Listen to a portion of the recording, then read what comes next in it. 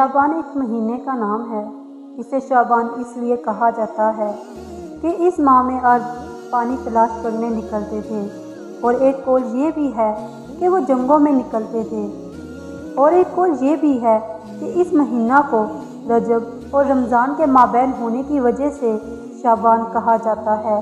نبی صلی اللہ علیہ وآلہ وسلم کی زوجہ سے روایت ہے، میں نے نبی کریم صلی اللہ علیہ وآلہ وسلم کو رمضان کے علاوہ کسی اور مہینہ میں مکمل مہینہ روزے رکھتے ہوئے نہیں دیکھا، اور میں نے انہیں شعبان کے علاوہ کسی اور مہینہ میں زیادہ روزے رکھتے ہوئے نہیں دیکھا۔ اسے بخاری نے روایت کیا ہے۔ مسلم شریف میں ایک روایت ہے کہ نبی صلی اللہ علیہ وآلہ وسلم شعبان کے مہینہ میں تقریباً سارا مہینہ ہی روزہ رکھا کرتے تھے۔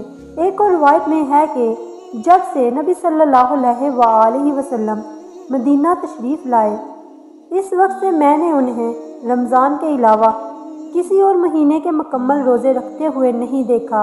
ابن عباس رضی اللہ عنہ سے مروی ہے کہ نبی صلی اللہ علیہ وآلہ وسلم نے رمضان کے علاوہ کسی بھی مکمل مہینہ کے روزے نہیں رکھے۔ اسے بخاری نے روایت کیا ہے۔ ابن عباس رضی اللہ عنہ رمضان کے علاوہ کسی بھی مکمل مہینہ کے روزے رکھنا مکروہ سمجھتے تھے۔ حافظ ابن حجر رحمۃ اللہ علیہ کہتے ہیں، نبی صلی اللہ علیہ وآلہ وسلم کے نفلی روزے باقی سب مہینوں سے زیادہ ہوتے تھے، بلکہ نبی صلی اللہ علیہ وآلہ وسلم شعبان کے مہینہ میں اکثر ایام روزے رکھا کرتے تھے۔ اسامہ بن زید رضی اللہ عنہ بیان کرتے ہیں کہ میں نے رسول اکرم صلی اللہ علیہ وآلہ وسلم سے کہا، اے اللہ کے رسول صلی اللہ علیہ وآلہ وسلم، میں دیکھتا ہوں کہ آپ باقی مہینوں میں اتنے روزے نہیں رکھتے جتنے شعبان میں رکھتے ہیں۔ تو رسول اکرم صلی اللہ علیہ وآلہ وسلم فرمانے لگے، یہ ایسا مہینہ ہے جس میں لوگ غفلت کا شکار رہتے ہیں۔ یہ مہینہ رجب اور رمضان کے مابین ہے، اور یہ ایسا مہینہ ہے جس میں اعمال اللہ رب العالمین کے ہاں اٹھائے جاتے ہیں، اور میں یہ پسند کرتا ہوں کہ میرے اعمال روزے کی حالت میں اٹھائے جائیں۔ اسے نسائی نے روایت کیا ہے۔ ابو داؤد کی روایت میں ہے کہ رسول صلی اللہ علیہ وآلہ وسلم شعبان میں سب سے زیادہ روزے رکھنا پسند فرماتے تھے، اور پھر اسے رمضان کے ساتھ ملا لیتے تھے۔ علامہ البانی رحمۃ اللہ علیہ نے اسے صحیح قرار دیا ہے۔ شعبان کے روزے اشہر الحرم کے روزوں سے افضل ہیں۔ سب سے افضل وہ نفلی عبادت ہے جو رمضان سے قبل اور بعد میں رمضان سے ملحق ہو۔ ان روزوں کا درجہ فرائض کے ساتھ سنن موقدہ جیسا ہے، جو فرائض سے قبل اور بعد میں پڑھی جاتی ہے، جو کہ فرائض کے نقص کو پورا کریں گے۔ رمضان سے قبل اور بعد میں روزے بھی اسی طرح ہیں۔ تو جس طرح نماز میں عام نفلوں سے سنت موقدہ افضل ہے، اسی طرح رمضان سے اور اس کے بعد روزے بھی افضل ہیں۔ نبی صلی اللہ علیہ وآلہ وسلم نے یہ فرمایا کہ رجب اور رمضان کے مابین شعبان وہ مہینہ ہے جس میں لوگ غفلت کا شکار رہتے ہیں۔ اس میں یہ اشارہ ہے کہ جب وہ عظیم مہینے یعنی رجب اور رمضان اس کے آگے پیچھے آئے تو لوگ اسے چھوڑ کر ان میں مشغول ہو گئے، تو اس اعتبار سے اس سے غفلت بڑھی جانے لگی۔ اور پھر بہت سے لوگوں کا یہ خیال ہے کہ رجب کے روزے شعبان میں روزے رکھنے سے افضل ہیں، اس لیے کہ رجب حرمت والا مہینہ ہے۔ حالانکہ معاملہ ایسا نہیں ہے، بلکہ سابقہ حدیث میں تو اس بات کا اشارہ پایا جاتا ہے کہ بعض اوقات جن اوقات اور جگہوں اور اشخاص کی فضیلت مشہور ہو چکی ہوتی ہے، اس کے علاوہ دوسرے اس سے بھی افضل ہوتے ہیں۔ اور اس حدیث میں یہ بھی دلیل ہے کہ لوگوں کو غفلت والے اوقات میں اللہ کی اطاعت کرنا مستحب ہے، جیسا کہ سلف میں سے کچھ حضرات نماز عشاء اور نماز مغرب کے مابین نماز پڑھنا مستحب سمجھتے اور کہتے تھے کہ یہ غفلت کا وقت ہے، اور اسی طرح بازار میں اللہ تعالیٰ کا ذکر کرنا بھی مستحب ہے، کیونکہ یہ جگہ بھی غفلت والی ہے۔ اس لیے اہل غفلت کے اندر رہتے ہوئے اطاعت کرنا بھی ایک ذکر ہے۔ غفلت کے اوقات میں اطاعت کرنے کے بہت سے فوائد ہیں، جن میں سے چند ایک درج ذیل میں بیان کیے جاتے ہیں۔ ایسا کرنا کسی بھی عمل کو پوشیدہ رکھنے کا باعث ہوتا ہے۔ اور پھر نوافل کو پوشیدہ رکھنا اور چھپانا ہی افضل ہے، خاص کر روزہ جو کہ بندے اور اس کے رب کے مابین ایک راز ہوتا ہے۔ اسی لیے یہ کہا جاتا ہے کہ اس میں کوئی ریا نہیں ہوتی۔ بعض سلف صالحین کئی سال تک روزہ رکھا کرتے، لیکن کسی کو بھی اس کا علم نہیں ہوتا تھا کہ وہ روزے سے ہیں۔ وہ جب گھر سے بازار نکلتے تو ان کے پاس 2 روٹیاں ہوتی، وہ انہیں صدقہ کر دیتے، جبکہ ان کے گھر والے یہی خیال کرتے کہ انہوں نے خود کھائی ہیں، اور بازار والے یہ سمجھتے کہ وہ گھر سے کھا کر آئے ہیں۔ سلف رحمۃ اللہ یہ مستحب سمجھتے تھے کہ ایسی چیز کا اظہار کیا جائے جو روزے کو مخفی رکھے۔ ابن مسعود رضی اللہ عنہ کہتے ہیں، جب تم روزہ رکھو تو تیل لگایا کرو، اور قتادہ رحمۃ اللہ علیہ کہتے ہیں، روزے دار کا تیل لگانا مستحب ہے تاکہ اس سے روزے کے آثار ختم ہو جائیں۔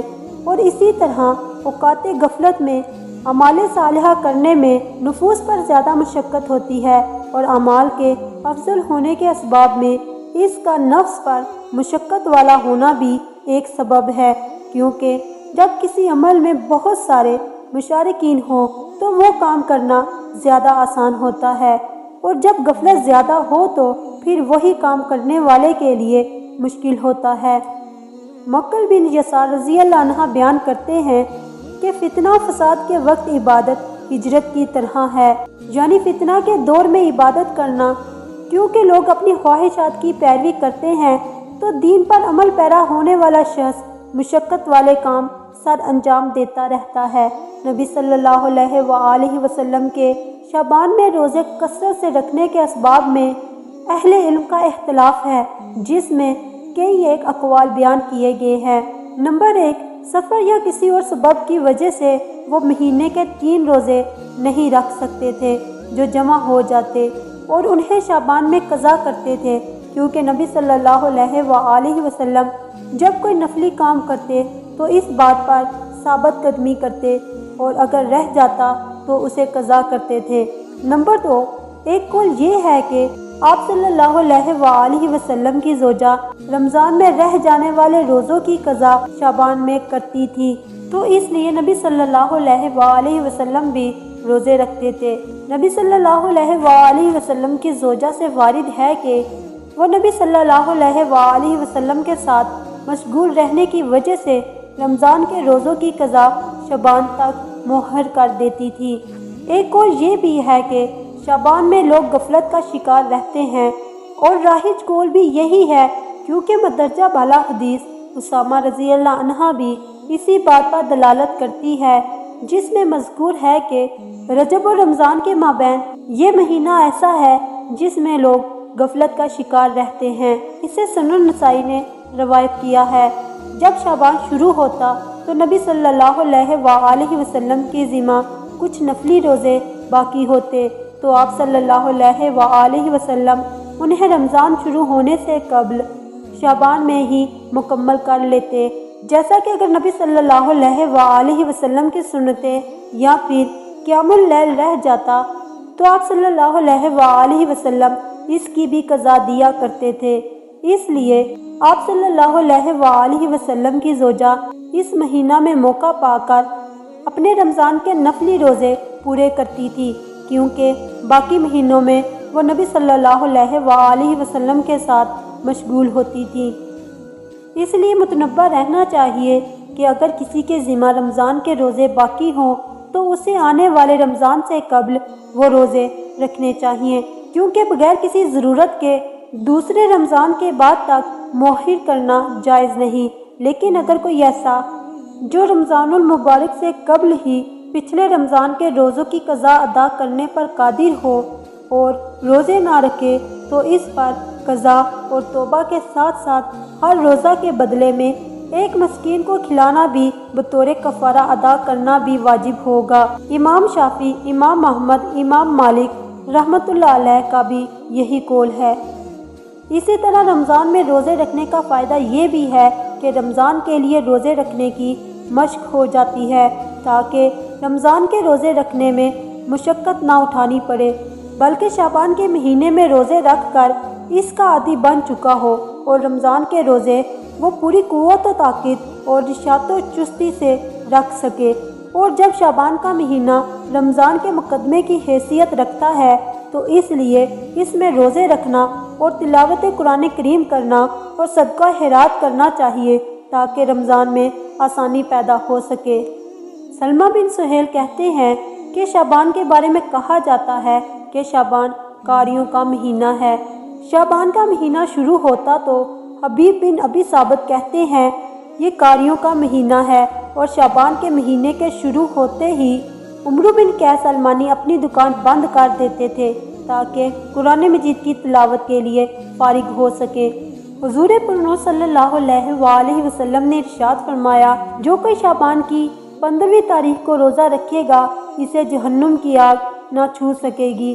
حضور نبی صلی اللہ علیہ وآلہ وسلم نے فرمایا، جس شخص نے شعبان میں ایک روزہ رکھا اس کو میری شفاعت حاصل ہوگی۔ ایک اور حدیث شریف میں ہے، جو شخص ماہ شعبان میں 3 روزے رکھتا ہے اور پھر مجھ پر درود و سلام پڑھتا ہے تو اللہ تعالیٰ اس کے سابقہ تمام گناہ معاف فرما دیتا ہے اور اس کے رزق میں کشادگی عطا فرماتا ہے۔